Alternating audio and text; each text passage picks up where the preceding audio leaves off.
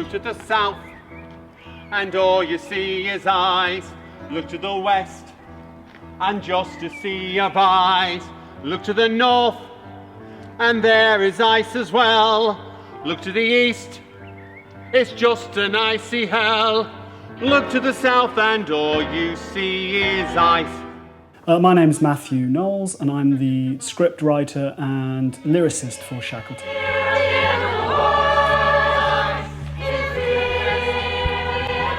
Well, the idea of Shackleton was not mine originally. I joined the Rickmansworth Players a few years ago and worked quite a lot with Simone. And we just got talking, as one does, in the rehearsal period. And Simone had said to me that he'd always wanted to write a musical.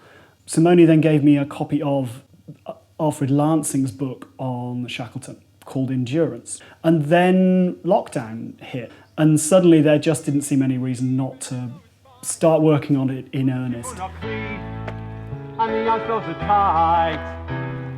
Here,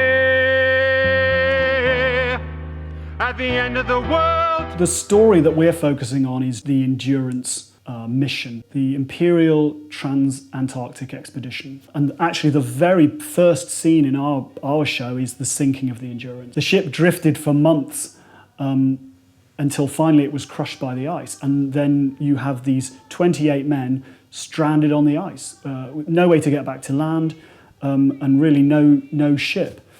So that's actually our opening scene. But then in order to show how the mission came to be, we flash back to and fro from London and Antarctica to see how it affected the people back at home, how it affected the wives of some of the men on the trip.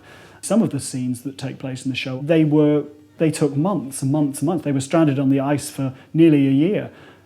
And those are the really challenging scenes, the ones that actually we're trying to show months of inertia and being stuck in, say, 15 minutes on the stage. So that is a real challenge.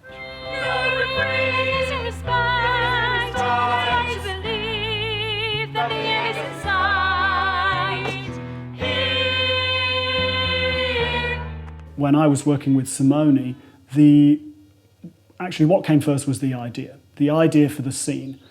Simone knew what that was. He would start thinking of possible musical ideas for it. Then the lyrics came. I don't just write a complete lyric and say, well, that's it, that's exactly how it's got to be. I write a sketch. I would then adapt the lyric and the idea to fit the music that was there. But I'm absolutely fastidious about the rhymes have to be perfect. I'm also trying to be very, very careful about the stresses that are in the words land on the right notes. I think that is incredibly important when you're writing for the musical stage. It's not poetry, because poetry is designed to be read and designed to be thought about. With a musical, the audience are hearing it for the first time, and it needs to make sense. I think if a phrase is slightly wrong, if a stress is slightly wrong, it throws the audience off. You can only suspend disbelief so much. If the characters don't make sense, and they're not singing as you think people would, then the whole thing falls apart a little bit. Did they agree to this short-sighted scheme? Why set out to sea? Why give their lives for one foolhardy dream? So my favourite character in Shackleton, I'm very fond of Sir Ernest himself, Sir Ernest Shackleton. It's a lovely journey that his character travels. It's from the beginning, there's a song in the very first scene which he sings once the ship has sunk, and he sings about what kind of man he is. And that was very much a theme for me right the way through. What kind of man would do this? And then we follow him right to the end, where obviously he really did save everyone. He had that endurance to save his whole crew. But right at the end, when he's saying goodbye to everyone and we're finding out how everybody's stories end, he does just a short reprise of the what kind of man, and I just think it gives a lovely circularity to his character, because he did, even though he said, I'm done with travelling, I'm done with adventuring, of course he wasn't. He went off. It was something within him, And I'm very fond of that. That's not the fools get behind.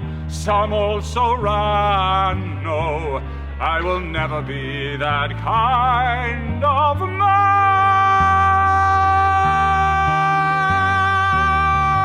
When you see your work performed for the first time, it really is magical. That, to me, that's the magic of doing it. You sit at your table, you sit at your desk at home, and it's all in your head. It's all just there. You get it on paper. I always liken it to doing a sculpture, making a scene from a musical. You do have to hammer it out. It's not just straightforward.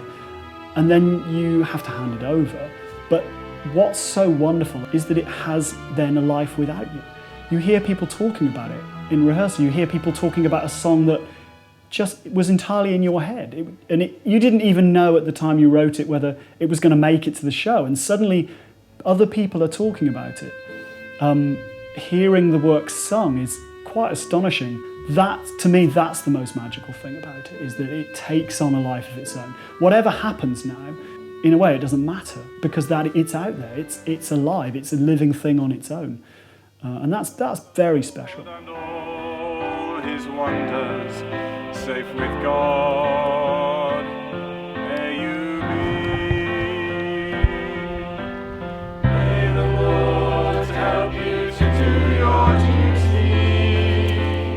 I think there's a couple of reasons. I think, firstly, it's a new musical, and I think particularly in the climate that we have had over the past couple of years, where live theatre hasn't been able to happen, a new British musical is an exciting thing, and I think everyone should try and support them. That's where the future of our theatre industry lies.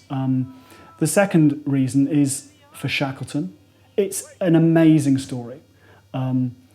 It's so heartwarming to see what he went through, what the men went through, and that actually they survived. It's a story of survival and of effort, and I think that makes it worth coming to see for Shackleton and all those real people who went through that.